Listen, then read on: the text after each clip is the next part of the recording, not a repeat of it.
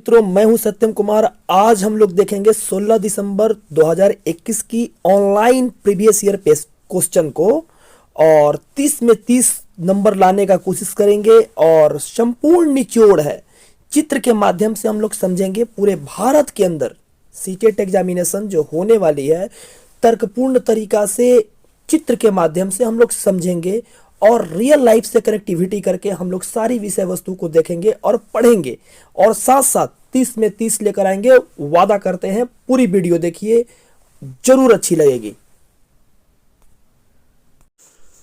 तो आइए चलते हैं क्वेश्चन नंबर 1 की तरफ।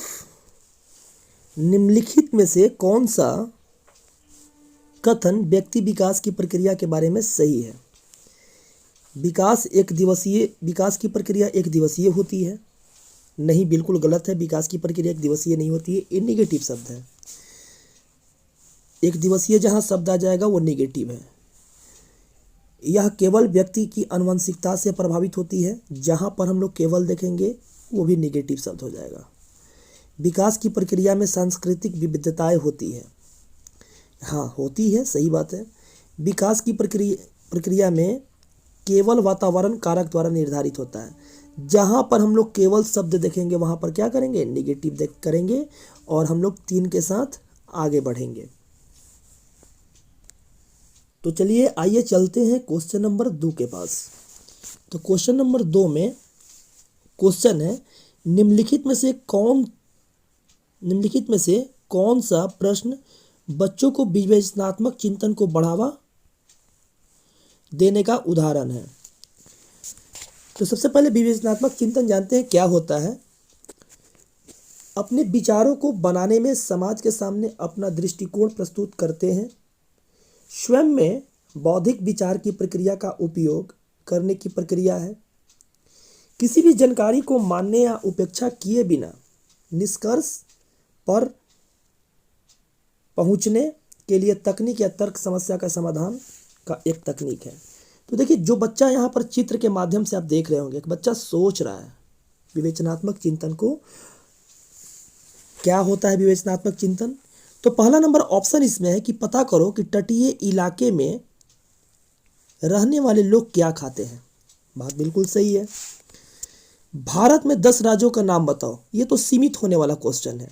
बच्चा को केवल बोला जाए कि 10 राज्य का नाम बताओ तो वो तो सीमित करने वाला क्वेश्चन है। 3 नंबर में कहता है कि 2 से लेकर 10 के पहाड़ा लिखो। ये भी सीमित करने वाला क्वेश्चन है। 2 से लेकर केवल 10 तक पहाड़ा लिखी गई। दी गई कविता को सुश्रवण करने का वाचन करो। कहने का मतलब ये है कि तीनों जो था ये सीमित करने वाला क्वेश्चन है। ये तीनों का तीनों क्या था?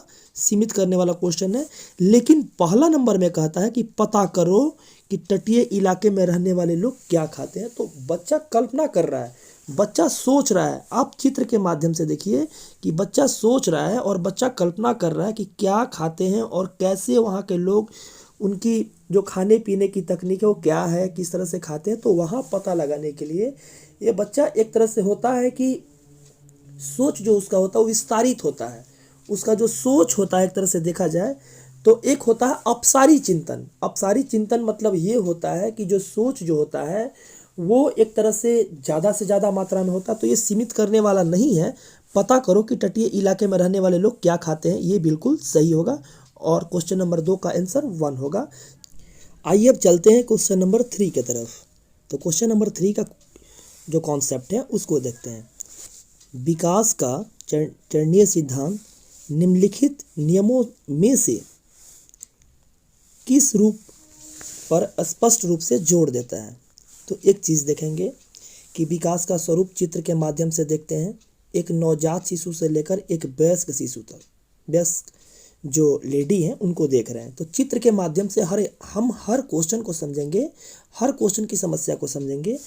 तो विकास, पहला ऑप्शन है विकास की निरंतरता, दूसरा ऑप्शन है विकास की अनिरंतरता, तीसरा ऑप्शन है विकास को प्रभावित करने वाला सांस्कृतिक कारक, चौथा ऑप्शन है विकास प्रक्रिया संबंधित वातावरणीय कारक।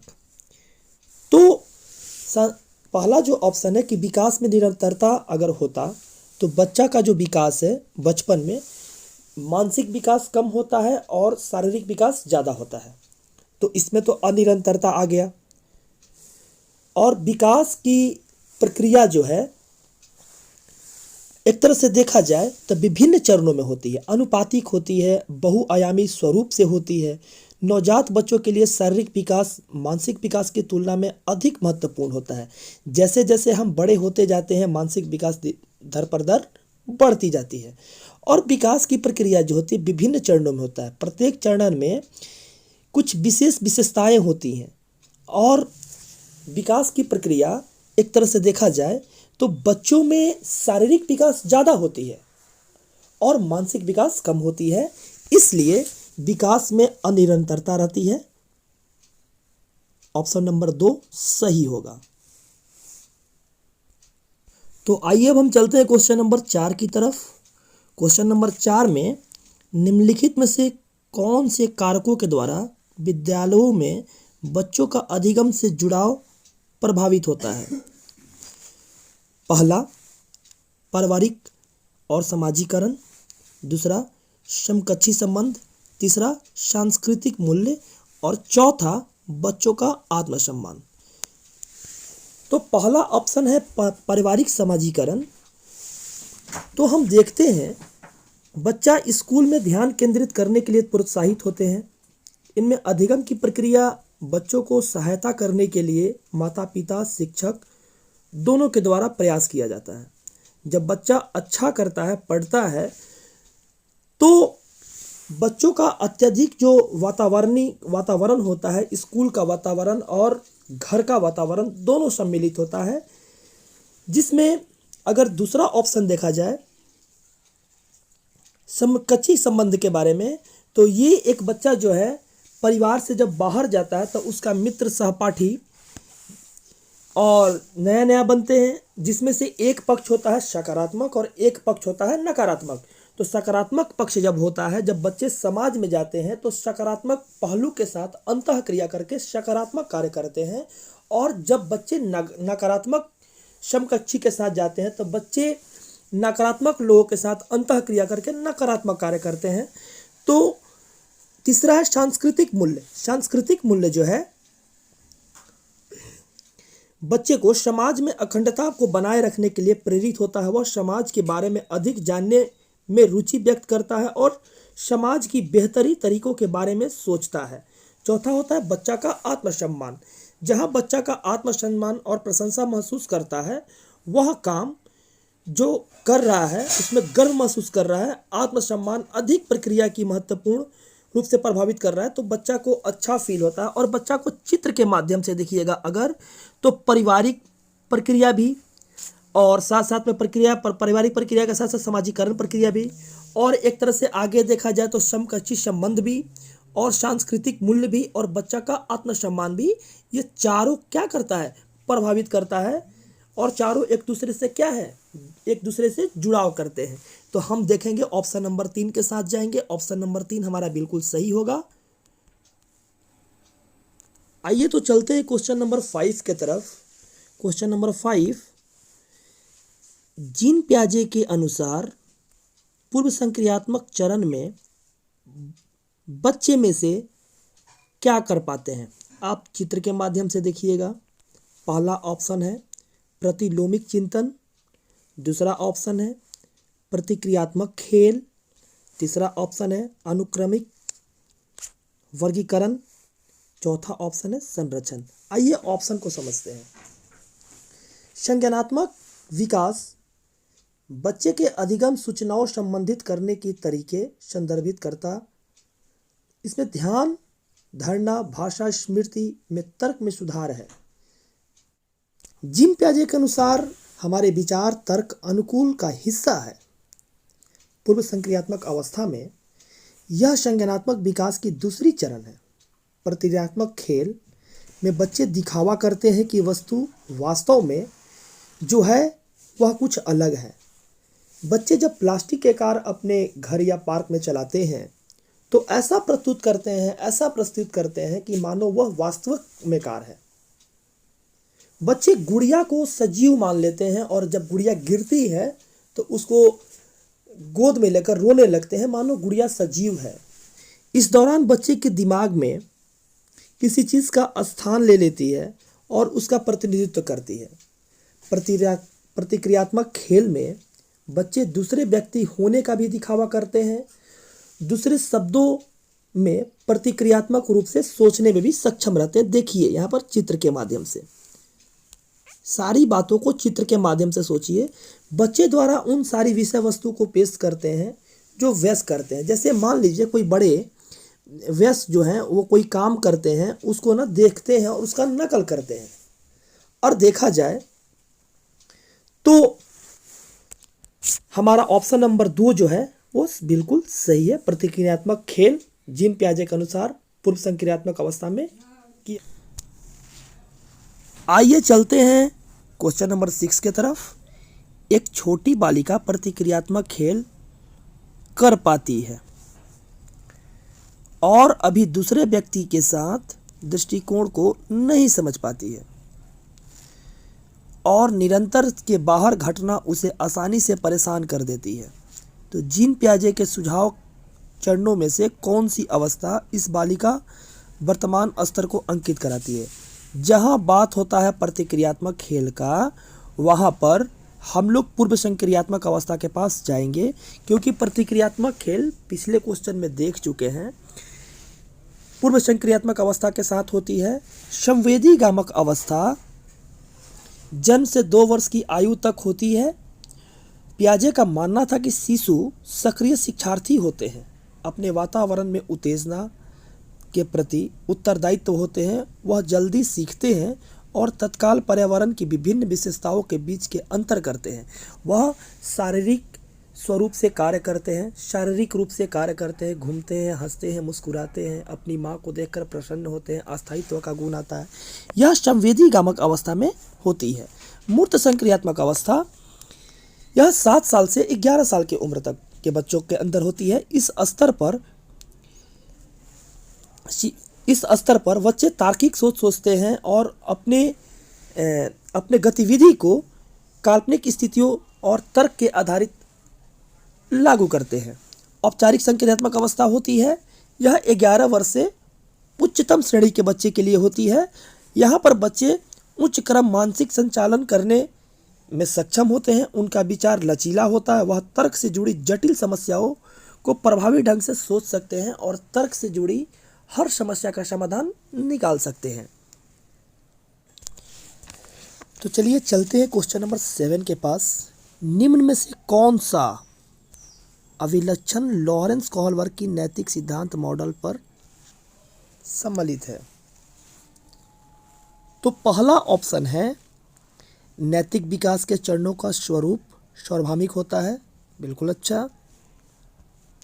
नैतिक विकास के चिंतन में निरंतरता होती है, फिर चिंतन में निरंतरता आने वाला शब्द को नेगेटिव करेंगे। नैतिक विकास एक क्रमिक प्रक्रिया नहीं है, यह संपूर्ण वातावरणिक कारकों पर निर्भर करता है, क्रमिक प्रक्रिया है, निगेटिव करेंगे इसको भी। नैतिक विकास के मुख्यतः सांस्कृतिक मूल्यों पर निर्भर करता है, मुख्यतः जहाँ पर शब्द आता है ये भी शब्द निगेटिव हो जाता है। तो नैतिक विकास का सिद्धांत लॉरेंस कोहलबर्ग ने दिया। और आइए चलते हैं क्वेश्चन नंबर 8 की तरफ। क्वेश्चन नंबर 8, लेओ वाइगोत्स्की के अनुसार निम्न में से किसके समीपस्थ विकास के क्षेत्र का इस्तेमाल करना चाहिए? तो लेओ वाइगोत्स्की ने अपना सामाजिक सांस्कृतिक सिद्धांत दिया। बोला था उन्होंने कि बच्चे समाज में रहकर खेलते हैं और समाज के साथ अंतःक्रिया करके एक दूसरे के साथ सीखते हैं। हर क्वेश्चन का उत्तर हमने चित्रात्मक माध्यम से दिया है ताकि सारे बच्चों को समझ में आ सके। जहां हम देखेंगे केवल शब्द उसको नेगेटिव कर देंगे, सबसे पहले ही नेगेटिव करेंगे, और जहां देखेंगे नेगेटिव शब्द उसको गोल घेरा बनाकर आगे बढ़ेंगे। शिक्षण और मूल्यांकन ठीक है, बहुत अच्छा है, शिक्षण और मूल्यांकन से भी समीपस्थ विकास का क्षेत्र होता है। परवाही बौद्धिकता की पहचान एक तरह से देखा जाए तो केवल एक वर्ड का बात करता है। तो हम अगर पहचान करें किसी चीज़ के बारे में तो एक वर्ड यहाँ पर जोड़ने की काम हो रही, शिक्षण और मूल्यांकन। ये जब दोनों जोड़ने की बात आती है, जहाँ भी जोड़ने का बात आता है वहाँ पर पॉजिटिव हो जाता है। तो जब भी हम लोग जोड़ने का बात करेंगे वहाँ पर पॉजिटिव हो जाएगा और ऑप्शन को सही करके हम लोग आगे बढ़ेंगे। जहाँ भी जोड़ने का मैटर आता है, जहाँ भी जोड़ने की बात आएगी, जहाँ और आता है और हमेशा बीच में आएगा तो अपने साथ 90% ऐसा हिस्सा होता है जहाँ पॉजिटिविटी लेकर आता है। तो जहाँ जोड़ने की बात होगी वहाँ पर हम लोग आगे बढ़ेंगे, केवल को निगेटिव करेंगे और कोशिश करेंगे कि ऑप्शन एलिमिनेट करके हम लोग ज़्यादा से ज़्यादा क्वेश्चन को सही बनाएं। आइए तो हम लोग चलते हैं अब क्वेश्चन नंबर 9 के तरफ। एक विशिष्ट संप्रत्यय को पढ़ाने हेतु एक अध्यापिका को आधा हल किया हुआ उदाहरण देती है। लेव वाइगोत्स्की के अनुसार अध्यापक ने किस रणनीति का इस्तेमाल कर रही है। जैसे मान लीजिए कि एक अध्यापिका है, क्लास के अंदर बच्चों को पढ़ा रही है, एक मैथमेटिक्स का क्वेश्चन है, उसने सॉल्व करने का कोशिश किया और आधा पे छोड़ दिया। वहाँ पर एक बच्चे को खड़ा करती है, इनको खड़ा करती है और पूछती है बताओ इसको आगे की जो सॉल्यूशन है, जैसे गुना का क्वेश्चन था, मल्टीप्लिकेशन का क्वेश्चन था, 8 3 जा कितना होता है। तो ये बच्चे खड़ा होकर मैम को बोलेंगे 24 होता है। उसी तरह से याद होगा आपको जब हम वाइगोत्स्की का सिद्धांत पढ़ाए थे, उसमें स्कैफोल्डिंग पाड़ ढांचा के बारे में बताए थे। तो पाड़ जो था वो साइकिल के सहारे से, जब उसके मम्मी पापा या उसके बड़े भाई एक बच्चे को साइकिल सिखा रहे थे, धीरे धीरे शारीरिक साथ दिए साथ साथ में। अब उसी तरह से एक अध्यापिका भी अपने बच्चों से इसी तरह से क्वेश्चन पूछ रही है और स्वतंत्र रूप में बताने का एक मार्गदर्शन दे रही है, जिससे बच्चे सीख पाए। इसका उत्तर पाड़ होगा। आइए चलते हैं क्वेश्चन नंबर 10 के तरफ। निम्नलिखित में से कौन सी अभिवृत्ति एक प्रगतिशील कक्षा का माहौल के अनुसार नहीं है। यह बात ध्यान रखना है, नहीं है। पहला, निर्णय निर्धारण में बच्चों की सहभागिता। हाँ, बच्चा निर्णय लेने के लिए स्वतंत्र है और कोई भी अपना बात को और कोई भी अपना समस्या के स्वरूप को निर्णय ले सकता है। और भयमुक्त अधिगम, हाँ, बच्चा को हमेशा भयमुक्त व अधिगम कराना है, वातावरण के साथ सामंजस्य कराकर उसको आगे बढ़ने का हमेशा मार्गदर्शन देना है। विद्यार्थियों के व्यक्तिगत विभिन्नताओं का ध्यान रखना, विद्यार्थी के अंदर जो व्यक्तिगत विभिन्नता होती है उसको भी देखा जाता है क्लास के अंदर कि क्या क्या उनके अंदर विभिन्नताएं हैं, उस विभिन्नताओं को कैसे ठीक किया जाए। चौथा, अध्यापकों द्वारा बाह्य अनुशासन को कायम करना। तो एक चीज़ है, अध्यापकों द्वारा बाह्य अनुशासन को कायम नहीं करना है। विद्यार्थी जब विद्यालय के बाहर में अपना अनुशासन का जो स्वरूप रखता है उसको कायम नहीं करना है। ऑप्शन नंबर 4 इसका सही उत्तर होगा। ऑप्शन नंबर 4 इसका सही उत्तर होगा। तो चलिए अब चलते हैं क्वेश्चन नंबर 11 के तरफ। यह महत्वपूर्ण है कि कोई अध्यापक को बुद्धि लब्धि के आधार पर स्थिर समूहों को प्रेषित ना करें, क्योंकि पहला ऑप्शन है यह अध्यापक के लिए असुविधाजनक है। जहाँ पर असुविधा आएगा वो नेगेटिव शब्द है, जहाँ पर असुविधा आएगा वो नेगेटिव शब्द है। यह विद्यालय के लिए असुविधाजनक है। यह बच्चों को एक दूसरे के साथ अंतः प्रतिस्पर्धा नहीं करने देती है, ये भी गलत सब चीज़ है, गलत नेगेटिव है। बुद्धि लब्धि के संकल्पना अस्थायी नहीं होते हैं, बहुत अच्छा। यह बच्चों को चिन्हित करने के लिए जिम्मेवार हो सकती है। देखिए, क्लास के अंदर बहुत सारे बच्चे बैठे रहते हैं, तो उन बच्चों में उनकी बुद्धि लब्धि रहती है, किसी की कम रहती है, किसी की ज़्यादा रहती है।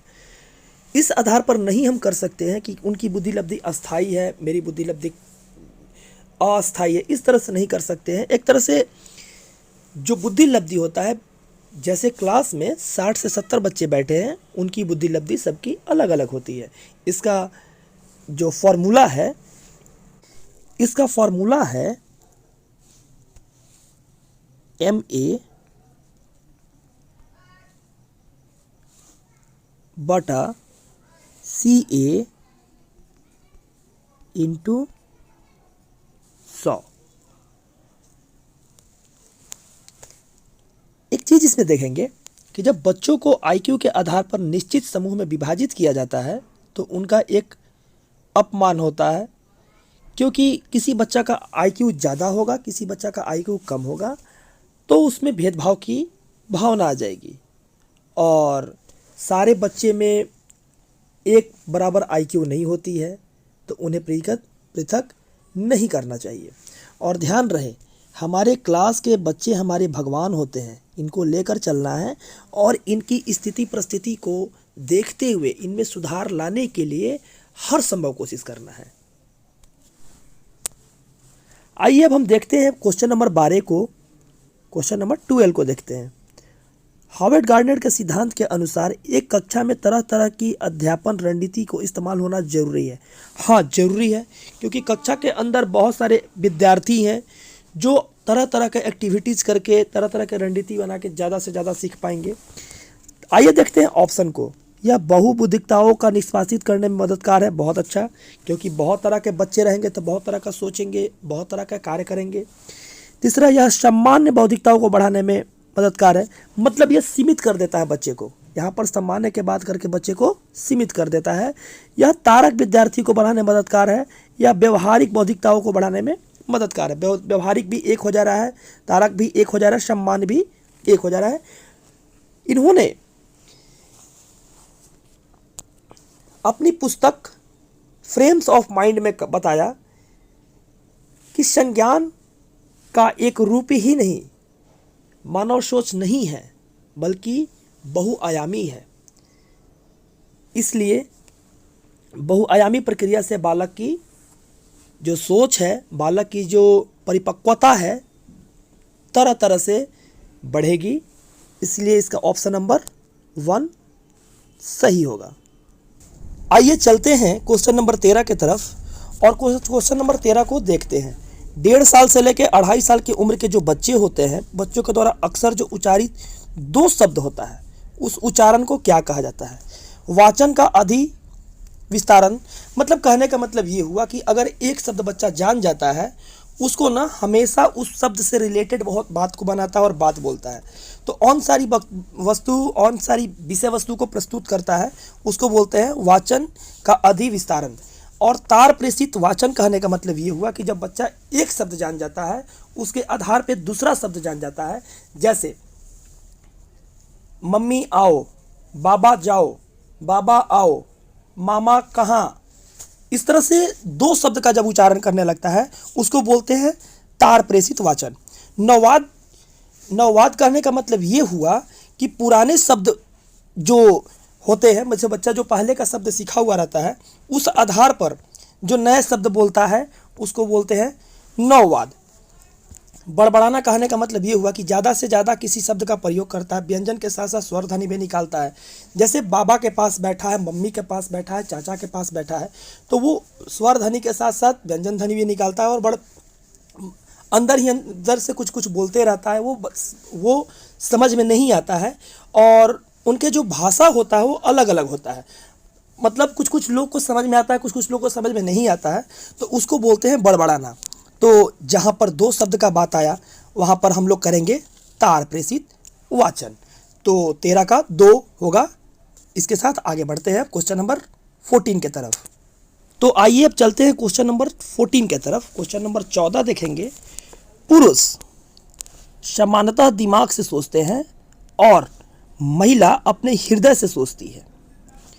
यह कथन क्या दर्शाता है? तो चित्र के माध्यम से देखते हैं कि पुरुष हमेशा दिमाग से सोचते हैं और महिला हमेशा हृदय से सोचती है। क्वेश्चन में ये कहता है तो पहला ऑप्शन दिया है लैंगिक विभेदीकरण। तो लैंगिक विभेदीकरण कब होता है? मान लीजिए कि जैसे पुरुष समाज में जो रहते हैं उनको अलग दृष्टिकोण से देखते हैं और महिला को अलग दृष्टिकोण से देखते हैं। तो जैसे महिला के लिए एक होता है कि पुरुष तिलक लेता है, पैसा लेता है, और महिला के द्वारा, स्त्री के द्वारा पैसा दिया जाता है। तो समाज को 2 तरह से देखा, इन लोगों को 2 तरह से देखा जाता है। इसको बोलते हैं लैंगिक विभेदीकरण। तो ये जैसे महिला होती है, वो उनको के साथ दुष्व्यवहार किया जाता है और पुरुष के साथ नहीं किया जाता है। पहले के समय ये भी देखा जाता था कि बच्चे जब जन्म लेते थे तो जो लड़का रहता था उनको जन्म देने में किसी को दिक्कत नहीं होती थी, जो लड़की रहती थी उनको दिक्कत करते थे समाज वाले और घर वाले भी। तो इसमें लैंगिक विभेदीकरण को समझाया जाता था इस बात पर। लैंगिक रूढ़िवादिता क्या है? लैंगिक रूढ़िवादिता जो होता है वो समाज जो है वो दो इंसान को दो तरह से देखता है ये भी, लेकिन यहाँ पर जो है कि दिमाग से सोचते हैं और हृदय से सोचते हैं। तो ये इसका आंसर लैंगिक रूढ़िवादिता ही होगा। दोनों लिंग के बीच अनुवांशिक भेद, अनुवांशिक भेद दोनों लिंग के बीच नहीं होता है, ठीक है, दोनों के बीच में अनुवांशिक भेद नहीं होता है।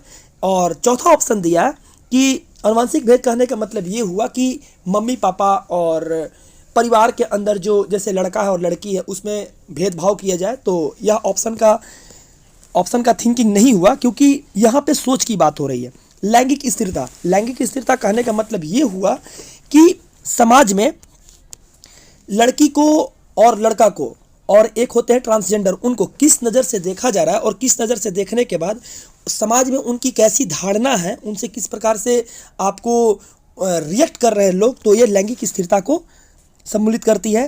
तो क्वेश्चन नंबर 14 में लैंगिक रूढ़िवाद होगा इसका राइट आंसर।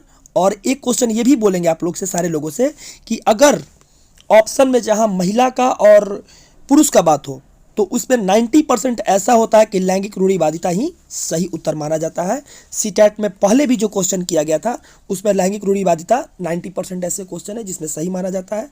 तो 2 के साथ हम आगे बढ़ते हैं क्वेश्चन नंबर 15 की तरफ। आइए तो चलते हैं क्वेश्चन नंबर 15 की तरफ। एक प्रगतिशील कक्षा में निम्न में से कौन सी मूल्यांकन विधि का इस्तेमाल नहीं होता है? क्वेश्चन है नहीं होता है। अगर इसमें चला जाए तो ऑप्शन मेथड से चला जाएगा, तो एक बार में केवल हम देखेंगे जहां पर वो निगेटिव शब्द है, इसको बढ़ के क्वेश्चन नंबर आगे चल जाएंगे, लेकिन थोड़ा सा समझते हैं ऑप्शन को। अध्यापक द्वारा मननशील पत्रिका का इस्तेमाल, स्वमूल्यांकन एवं समकक्षी मूल्यांकन, और विद्यार्थियों के पोर्टफोलियो को तैयार करना। तो स्वमूल्यांकन और समकक्षी मूल्यांकन क्या होता है, तो हम देखते हैं। स्वमूल्यांकन तब होता है बच्चे में जब बच्चा खुद से अपना मूल्यांकन करता है। जब बच्चा खुद से अपना मूल्यांकन करता है वो स्वमूल्यांकन कहलाता है, और वो छात्र केंद्रित होता है।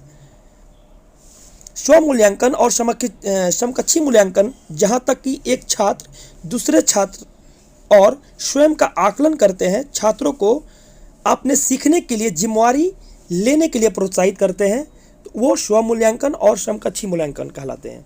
और विद्यार्थियों के द्वारा पोर्टफोलियो तैयार किया जाना, तो पोर्टफोलियो कहने का मतलब ये हुआ कि जब विद्यार्थी में पोर्टफोलियो तब सीखने के लिए अनेक सारे कौशल, अनेक सारे उपकरण होते हैं, जिसमें कागज, पेंसिल और चित्र के द्वारा प्रशिक्षण कराया जाता है, और उसमें प्रशिक्षण कराकर और पोर्टफोलियो तैयार करके बच्चों को सिखाया जाता है। तो उसके साथ साथ उनकी मूल्यांकन की जाती है, वही होता है पोर्टफोलियो। तो हम इसमें चलेंगे ऑप्शन 2 के साथ, क्योंकि जहां पर निगेटिव शब्द होता है वो ऑप्शन गलत होता है और यहां पर नहीं का प्रयोग किया गया है। तो जहां नहीं का प्रयोग किया जाएगा वहां पर केवल ऑप्शन निगेटिव होगा, और ऑप्शन जब निगेटिव होगा तो ऑप्शन नंबर 3 राइट आंसर होगा। 16 की तरफ। वंचित और हाशिए पर स्थित समूह की भाषा संस्कृति को स्कूल पाठ्यक्रम में समावेशित करने से एक अध्यापक क्या सुनिश्चित कर सकता है? सबसे पहले चीज़ कि एक स्कूल के अंदर जो छोटे मोटे वर्ग के लोग हैं, जो रोड के किनारे अपना जीवन अग्रसर करते हैं, उन लोगों की जो भाषा है इस स्कूल में, एक अपने स्कूल में जो ग्रहण करते हैं, तो वो तो समावेशी शिक्षा को बढ़ावा दे रहे हैं, समावेशी शिक्षा को बढ़ावा दे रहे हैं। तो ये शिक्षा में समानता कहने का मतलब ये हुआ कि जितने सारे वर्ग के लोग हैं एक साथ बैठकर एक स्कूल के नीचे, एक छत के नीचे जब पढ़ते हैं तो वो शिक्षा में समानता कहलाता है। और शिक्षा में साम्यता, वंचित वर्ग और हाशिए वर्ग पर स्थित समूह की भाषा और संस्कृति को स्कूल में पाठ्यक्रम में समावेशित करना, मतलब उनकी जो भाषा है, उनकी जो रहन सहन है, उनकी जो जिंदगी है, उसको स्कूल में अपनाया जा रहा है। तो बात यहाँ पर हो रहा था कि उनकी भाषा को, उनकी संस्कृति को अपनाने के लिए, तो इसमें हमारा ऑप्शन नंबर 2 सही होगा। और जहाँ पर बात होती है सहानुभूति का, वो ऑप्शन निगेटिव होगा। जहाँ पर बात होता है सुविधा वंचित लोगों के समूह में जो व्यावसायिक शिक्षा का बात होता है, तो वो ऑप्शन निगेटिव होगा। तो जहाँ व्यावसायिक शिक्षा का बात होगा वो निगेटिव होगा, तो ऑप्शन नंबर 2 सही होगा। 16 का ऑप्शन 2 होगा। आइए चलते हैं क्वेश्चन नंबर 17 की तरफ। क्वेश्चन नंबर 17 में क्या होता है? पर्याप्त समर्थन प्रदान करने के बावजूद एक कक्षा में एक विद्यार्थी गणित प्रक्रिया को समझने में निरंतर चुनौती का सामना करना पड़ता है, इसकी वजह क्या होती है? देखिए, गणित से संबंधित काम है, चित्र को देखती है, जोड़ घटाव गुना भाग को समझ नहीं पाता एक विद्यार्थी, और विद्यार्थी सोचता है। तो उससे रिलेटेड क्या होता है कि जब विद्यार्थी तर्क के आधार पर सोचता है, जब विद्यार्थी तर्क करता है और वो सोच नहीं पाता, तंत्रिका तंत्र के अंदर उसकी बात को समझ और बूझ को नहीं स्वीकार कर पाता है, तो इस विषय में हम डिस्कैल्कुलिया कहते हैं, डिस्कैल्कुलिया होगा। डिस्ग्राफिया, अगर किसी चीज़ को लिखने में प्रॉब्लम हो रही है, लिख नहीं पा रहा है, वो किसी विषय वस्तु को लिखकर व्यक्त नहीं कर पा रहा है, उसमें डिस्ग्राफिया होगा। किसी विषय वस्तु को ना पढ़ पा रहा है, वर्तनी में उसकी दिक्कत हो रही है, और साथ साथ वो उसके अंदर बहुत सारी कठिनाइयाँ होती है पढ़ने में, तो वो होता है डिसलेक्सिया। तो जहाँ बात होता है समझ की, वहाँ पर हम डिसकैल्कुलिया का बात करेंगे, और तंत्रिका तंत्र से रिलेटेड जो बात होती है उसमें डिसकैल्कुलिया होती है। तो आइए चलते हैं क्वेश्चन नंबर 18 की तरफ। क्वेश्चन नंबर 18 में क्या कहता है? एक समावेशी संस्था में श्रव बाधित विद्यार्थी को शिक्षा हेतु निम्न में से कौन सी रणनीति प्रभावी नहीं होता है? ध्यान रखें, यहाँ पर बोला है नहीं होता है। तो हम आगे इसमें देखेंगे इसका ऑप्शन का मेथड से। देखिए, यहाँ पर रणनीति प्रभावित करने के लिए कान में लगे हुए हैं विषय वस्तु को, और यहाँ एक दूसरे को जो बोल रहे हैं, मान लीजिए कि जो कान से बहरे हैं तो एक दूसरे को बोल रहे हैं, तो एक यहाँ पर यंत्र लगा हुआ है जिसके माध्यम से इन लोग सुन रहे हैं, दोनों बच्चे। लेकिन चलते हैं, देखते हैं कौन सा प्रभावित नहीं होगा।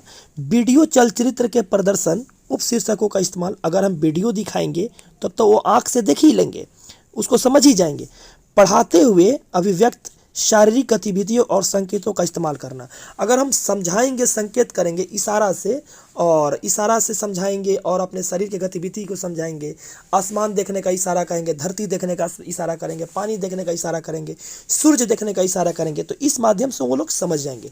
मौखिक संप्रेषण करेंगे और साथ साथ शब्द का चित्र का संप्रेषण का इस्तेमाल करेंगे। तो यहाँ पर शब्द का चित्र का संप्रेषण का इस्तेमाल कर रहे हैं, तो हाव भाव से, मुंह के हाव भाव से वो बात को समझ जाएंगे और चित्र के माध्यम से भी समझ जाएंगे। ये भी ऑप्शन होगा। संप्रेषण हेतु मुख्यतः, हम पहले भी कह चुके हैं कि जहां बात आ जाए मुख्यतः, वो शब्द निगेटिव होता है।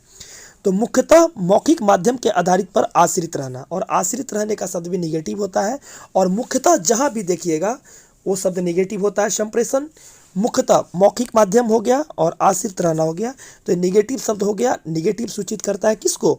निगेटिव सूचित करता है नहीं को, निगेटिव सूचित करता है नहीं को। तो ऑप्शन नंबर 4 के साथ हम आगे बढ़ेंगे। इस तरह से चलते हैं क्वेश्चन नंबर 19 के तरफ।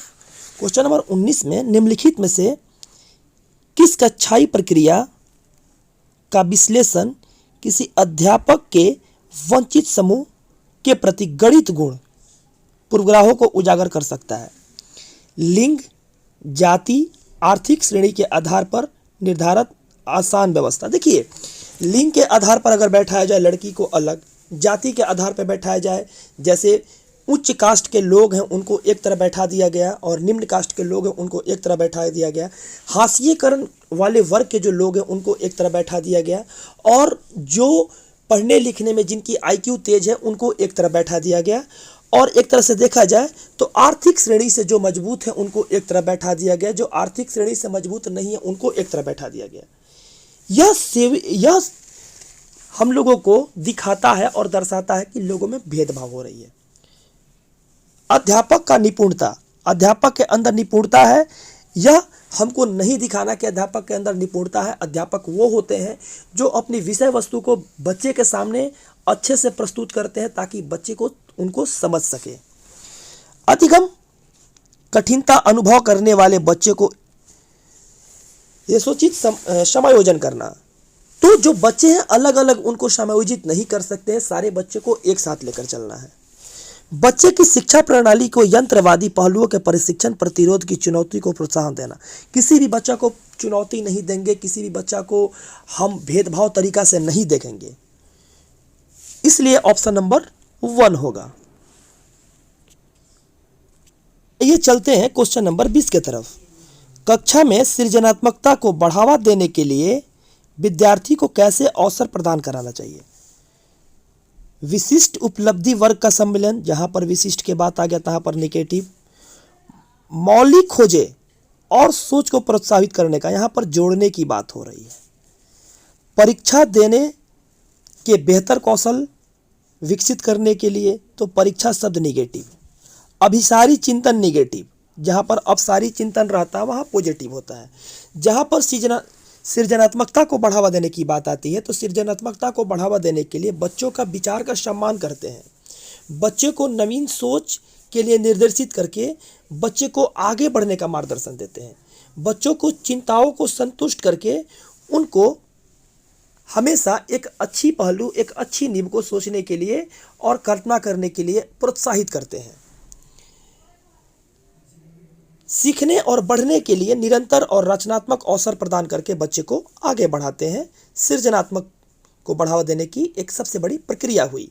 तो जहां पर बात हुई जोड़ने की, वहां पर हम लोग ऑप्शन को देंगे और आगे बढ़ेंगे। क्वेश्चन नंबर 20 का 2 होगा।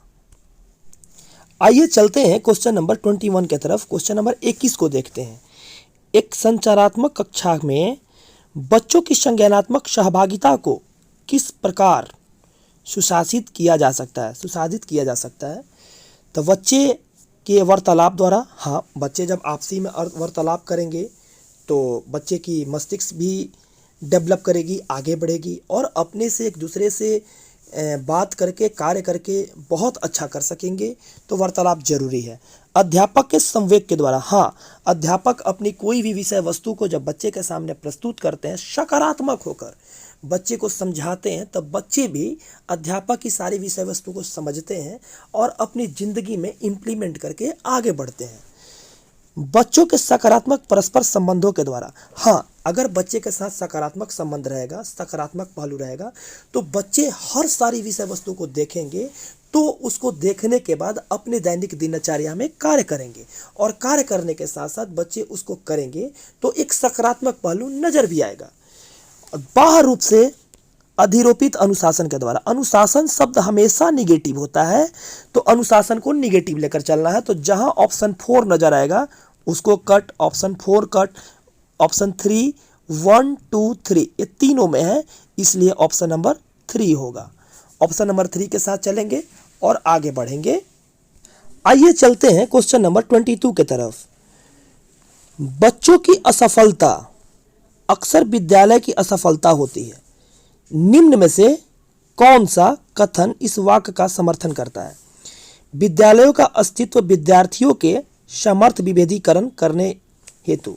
विभेदीकरण का हम आपको एग्जाम्पल दिए थे जो भेदभाव से रिलेटेड था। विद्यालय के अंदर अगर बहुत सारे वर्ग के लोग बैठे हुए हैं तो उनमें विभेद करना को विभेदीकरण ही कहलाएगा। ऑप्शन नंबर 2 को देखते हैं कि बच्चे इसलिए असफल होते हैं क्योंकि विद्यालय बच्चों को सिखाने की विविध गतियों को ध्यान नहीं रखता है। ये बिल्कुल सही बात है, क्योंकि मेरा बच्चा भगवान होता है। अगर मेरा बच्चा भगवान होता है, बच्चा भगवान को रूप लेकर चले, तो उसको अगर देखेंगे तो बच्चा गलत नहीं है। चित्र के माध्यम से देखिए कि एक बच्चा को बहुत सारे लोग उंगली दिखा रहे हैं, बच्चा सोच रहा है। अगर बच्चा को विविध तरीका से सिखाया जाए, चाहे चित्रात्मक हो, चाहे वह वीडियो कॉन्फ्रेंसिंग के माध्यम से हो, और चाहे वो किसी अन्य प्रकार से हो, चाहे वो शारीरिक गतिविधि को करके हो, चाहे खेल खेल में हो, तो अनेक सारी गतिविधि से सिखाएंगे तो बच्चा जरूर सीखेगा। और बच्चा को दैनिक दिनचर्या से जोड़कर, रियल लाइफ से जोड़कर सिखाएंगे तो बच्चा जरूर सीखेगा। बच्चा कभी परेशान नहीं होगा। विविध गति से नहीं सिखाने के कारण बच्चा क्या है? असफल वहाँ पर है। बच्चा इसलिए सफल होते हैं क्योंकि वह विद्यालय की जरूरतों का अनुपालन नहीं करते हैं। बात यहाँ पर यह नहीं कि बच्चा अनुपालन करता है कि नहीं करता है। मेरा बच्चा मेरा भगवान है, तो बच्चा अनुपालन नहीं करता है इसके मतलब ये नहीं कि बच्चा नहीं सीखता है। अगर बच्चा को शिक्षक अच्छे मार्गदर्शन से सिखाएंगे तो जरूर सीखेंगे। बच्चा की योग्यता में कमी और निम्न बुद्धि लब्धि की वजह से बच्चा असफल होते हैं। अगर बच्चा में योग्यता रहता तो स्कूल थोड़े जाता, वो तो घर पे ही रहता। तो बुद्धि लब्धि मैटर नहीं करती है। बुद्धि लब्धि बढ़ाने के लिए अनेक सारी गतिविधि को अपनाकर अगर बच्चे को सिखाएंगे तो बच्चा जरूर सीखेगा। चाहे वह खेल का माध्यम हो, चाहे वह रियल लाइफ से जोड़कर हो, चाहे संप्रेषण के माध्यम हो, एक दूसरे से बात करके माध्यम हो, चाहे वीडियो कॉन्फ्रेंसिंग के द्वारा बच्चे को एक जैसे होता क्या है कि वीडियो कॉन्फ्रेंसिंग की कोई वीडियो दिखाकर बच्चे को सिखाने का माध्यम हो, तो अनेक तरह से बच्चे को सिखा सकते हैं। अगर हमारे पास वो गतिविधि सिखाने की तौर तरीका पता हो तो हम सिखाकर बच्चे को सिखा सकते हैं। इसलिए 2 ऑप्शन के साथ हम क्या करेंगे, आगे बढ़ेंगे। ऑप्शन नंबर 2 इसका सही उत्तर होगा। आइए चलते हैं क्वेश्चन नंबर 23 की तरफ। किसी संप्रत्यय प्रासंगिक और अर्थपूर्ण होने के लिए क्या आवश्यकता है? उपर्युक्त परिभाषा द्वारा पढ़ाया जाना। जहां पर परिभाषा के बात हो वहां पर नेगेटिव शब्द कर देंगे। बच्चे के जीवन संबंधी सामाजिक परिप्रेक्ष्य से जोड़कर पढ़ाना। जहां जोड़ने की बात होती है वहां पॉजिटिव शब्द होता है, एकदम आंख मूंद कर पॉजिटिव शब्द होती है। पाठ्य पुस्तक हमेशा नेगेटिव शब्द होता है। बच्चे को ज्यों की त्यों लिखना भी नेगेटिव शब्द होता है। अच्छे से रट लेना, बच्चा को रटाएंगे नहीं, दैनिक दिनचर्या से जोड़कर पढ़ाएंगे। जो रटने की बात होती है वो नेगेटिव हो जाती है। तो रटने का नाम कभी लेना ही नहीं है। रोट लर्निंग कभी भी नहीं करना है, कभी भी मेमोराइज नहीं करना है, कभी भी लर्न नहीं करना है। यह शब्द जहां दिखेगा वो नेगेटिव हो जाएगा, और जहां जोड़ने की बात आएगी वो ऑप्शन सही होगी। तो रियल लाइफ से जोड़ के पढ़ाने की बात होती है तो ऑप्शन नंबर 2 सही होगा। आइए चलते हैं क्वेश्चन नंबर 24 के पास। तो क्वेश्चन नंबर 24 में, कक्षा में एक बच्चे के असफलता का भय को दूर करना क्यों जरूरी है? असफलता का भय इसलिए दूर करना जरूरी है ताकि बच्चा हतोत्साहित नहीं हो, बच्चा अपने दैनिक दिनचर्या में कुछ गलत ना करे, और बच्चा विभिन्न तरीका के माध्यम को अपनाकर अपने जीवन को अच्छा बना सके, सुगमता पूर्वक अपनी ज़िंदगी को जी सके। तो आइए देखते हैं ऑप्शन को। एक कक्षा में अध्यापक बच्चे को भय को संभाल नहीं सकता। भैया क्यों नहीं संभाल सकता? अध्यापक है, ये नेगेटिव शब्द है। विद्यालय में बच्चों के भावनात्मक जीवन की जिम्मेवारी नहीं ले सकती। भैया जब विद्यालय में बच्चा जाते हैं तो उनका एक तरह से देखा जाए तो समावेशी शिक्षा के अनुकूल उनका देखा जाए तो सामाजिक विकास, सांस्कृतिक विकास, मनोगत्यात्मक विकास, रचनात्मक विकास, संज्ञानात्मक विकास सब कुछ होता है। उसमें भावनात्मक जिंदगी का जिम्मेवारी क्यों नहीं ले सकता है? लेना पड़ेगा। असफलता और त्रुटि बच्चे का अधिगम का एक स्वाभाविक हिस्सा है। हाँ, बच्चा क्लास के अंदर जब बैठता है, जब कोई काम करता है, कभी सफल होता है, कभी असफल होता है। यह जिंदगी की पाठ है। इस पाठ को अपनाकर बच्चे को आगे बढ़ने के लिए हमेशा प्रोत्साहित करना चाहिए, और बच्चे को आगे बढ़ने के लिए विभिन्न तरीका को अपनाकर उसको प्रोत्साहित करके आगे बढ़ने का मार्गदर्शन देना चाहिए। चौथा ऑप्शन कहता है कि भय का एहसास करने वाले बच्चे में विकासात्मक रूप में विफल होते हैं। भैया जो बच्चा भय का एहसास कर लेगा वो बच्चा कैसे बढ़ेगा? इसलिए ये चीज़ निगेटिव है। आइए चलते हैं क्वेश्चन नंबर 25 की तरफ। अक्सर यह तर्क दिया जाता है कि पुरस्कार देना अधिगमकर्ताओं को अभिप्रेरित करने का उत्तम तरीका नहीं है। जी बिल्कुल नहीं है। इसे आंतरिक अभिप्रेरणा का क्षीण होता है। इससे आंतरिक अभिप्रेरणा का क्षीण होता है, ये बात बिल्कुल सही है। इससे आंतरिक अभिप्रेरणा बढ़ जाती है, नहीं बढ़ती नहीं है, घटती है। इससे बाह्य अभिप्रेरणा क्षीण हो जाती है, नहीं, इससे बच्चा सीमित हो जाता है, और बच्चा सीमित होने के साथ साथ अगर देखा जाए तो वह कुछ अच्छा नहीं कर पाता है। जैसे अगर उसको मिल जाता है तो खुश हो जाता है कि नहीं हमको इतना में ही इतना मिल गया और आगे क्या करना है, हम तो तेज हैं ही। इससे आंतरिक और बाह्य दोनों अभिप्रेरणा क्षीण होता है। अभी बताएं बाह्य नहीं होता है और आंतरिक अभिप्रेरणा बढ़ता नहीं है जबकि घटता है। तो यह भी ऑप्शन नहीं होगा। ऑप्शन नंबर 1 के साथ हम आगे बढ़ेंगे। आइए चलते हैं क्वेश्चन नंबर 26 की तरफ। निम्न में से अभिलक्षणों का कौन सा समूह उत्तम समाधानकर्ता को इंगित करता है? सृजनात्मक, प्रतिक्रियात्मक, अम्लता में कमी, अपसारी चिंतन। क्रियात्मक, स्थिरता, जहां स्थिरता का बात आता है वो नेगेटिव। सृजनात्मक, अभिसारी चिंतन, अभिसारी चिंतन भी नहीं होगा, वो सीमित कर देता है। प्रतिक्रियात्मक, अनियमितता में कमी, और अभिसारी चिंतन, यहाँ पर अभिसारी निगेटिव हो जा रहा है। और अभिसारी चिंतन, अपसारी चिंतन, क्रियात्मक जड़ता, और प्रतिक्रियात्मक अम्लता। इसमें पहला नंबर ऑप्शन सही होगा। पहला नंबर ऑप्शन इसलिए सही होगा क्योंकि अपसारी चिंतन के साथ साथ सृजनात्मक है, प्रतिक्रियात्मक और अन्य में कमी है। इसलिए पहला नंबर ऑप्शन सही होगा। आइए चलते हैं क्वेश्चन नंबर 27 की तरफ। छात्र खासकर सुविधा से वंचित वर्ग के सफलता और असफलता के बारे में शिक्षक की मान्यताएं अक्सर छात्रों को अधिगम और प्रेरणा को प्रभावित करती है। इस संदर्भ में निम्न में से कौन से कथन सही हैं? देखिए, जो वंचित वर्ग के छात्र होते हैं, यहाँ पर सारे वर्ग के छात्र बैठे हैं। आप चित्र के माध्यम से देखिएगा तो सब वर्ग के छात्र बैठे हैं और शिक्षक ये पढ़ा रहे हैं। तो सारे वर्ग के छात्र बैठे हैं और यहाँ पर डिपेंड है कि वंचित वर्ग से हो या छोटे मोटे वर्ग से हो या कस्बे से हो, सारे बच्चे को एक साथ बैठाकर समान शिक्षा देकर बच्चे को सिखाना है। तो शिक्षक के अपेक्षा बच्चों को सीखने में बेहद प्रभावित करती है। बिल्कुल सही बात है। तो शिक्षक कक्षा में बच्चों को स्वयंता पर काबू रखना चाहिए। काबू रखने के बाद जो आ गया वो गलत है, क्योंकि बच्चे को प्रोत्साहित करना है। शिक्षक को बच्चों को प्रतिस्पर्धा करने के लिए एक दूसरे से बेहद प्रोत्साहित करना चाहिए, बेहतर प्रोत्साहित करना चाहिए। एक दूसरे से जहाँ पर तुलना की बात आ जाएगी तहाँ पर गलत हो जाएगा। शिक्षक ऐसे विद्यार्थी क्यों भाई, हमारा कक्षा समावेशी है, हर हालत में क्यों भाई, असफलता से बचने की रणनीतियों में प्रशिक्षण देना चाहिए। देखिए, बच्चे को एक साथ बैठाकर उनकी अपेक्षा को समझना चाहिए, उनसे भी सीखना चाहिए और ज़्यादा से ज़्यादा प्रोत्साहित करके बच्चों को सिखाना चाहिए। हर एक क्वेश्चन को चित्र के माध्यम से समझाया गया। अगर चित्र के माध्यम से समझिएगा तो सारा क्वेश्चन का सॉल्यूशन आपको अच्छा तरीका से मिल जाएगा। ऑप्शन नंबर 1 इसका बिल्कुल सही होगा। आइए चलते हैं क्वेश्चन नंबर 28 की तरफ। शिक्षिका कक्षा में सकारात्मक रूप से सीखने का वातावरण किस प्रकार सुनिश्चित करती है? देखिए, चित्र के माध्यम से शिक्षिका बैठकर और सारे लोगों को सम्मिलित कर एक दूसरे के साथ सिखाने का प्रयास कर रही है और शिक्षिका यहाँ पर बैठी हुई है। तो एक तय निश्चित समय सारणी का अनुपालन करके भैया सीमित कर दिया बच्चा को, तय करके और समय सीमा की निष्पादित करके। पुरस्कार हमेशा नेगेटिव शब्द होता है, सजा हमेशा नेगेटिव शब्द होता है। बच्चे को समयों को सिखाने का प्रक्रिया का हिस्सा बनाकर, हाँ देखिए, एक दूसरे के साथ हिस्सा बनाकर बैठी है और क्या कर रही है, सिखा रही है। ये बच्चे बैठे हैं, सारे कोई बैठे हुए हैं, एक दूसरे को हिस्सा बना लेती है हर एक बात को और एक दूसरे के साथ प्रतिक्रिया करके उनको समझा कर सिखा रही है। बच्चों की क्षमता के आधार पर उनका अलग अलग थोड़े बैठाई है, विभेदीकरण थोड़े की है, ये तो समूह में बैठाकर सिखा रही है ना। तो चित्र के माध्यम से देखेंगे तो ऑप्शन नंबर 3 इसका बिल्कुल सही उत्तर होगा। आइए चलते हैं क्वेश्चन नंबर 29 की तरफ।